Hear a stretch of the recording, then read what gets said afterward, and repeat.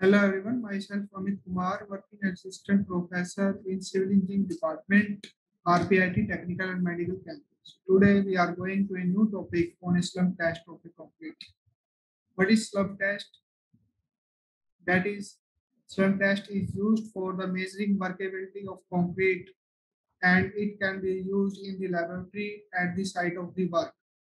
It is used conventionally test and give us indication of uniformity concrete from batch to batch. Apparatus used for slump test.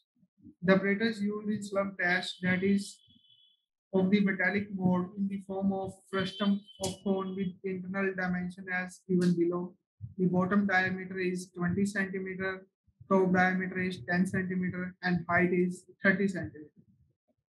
Next is procedure of slump test.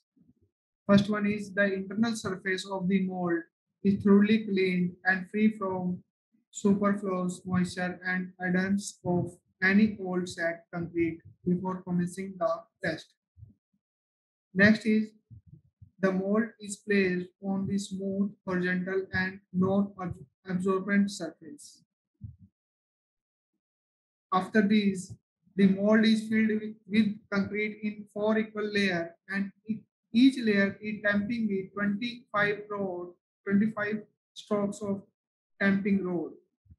After the top layer has been tamped, the concrete is struck off level with roll and tamping roll. Then mold is removed by the lifting slowly and carefully in the vertical direction. This allows the concrete to subside, and this subsides is reference to slump test of concrete. Slump pattern. There are three types of slump pattern: true slump, shear slump, and next is collapse slump.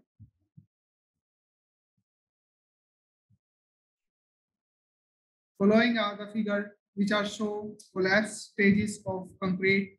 Next is shear stage of concrete, and third one is true slump. What is true slump? If the concrete subside evenly, it is called true slump. Shear slump, if one half of concrete cone slides down, it is called shear slump.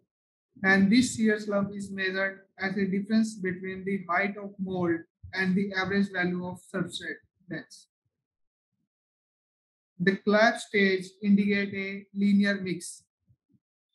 Different types of slumps value for different type of construction as given in following tables.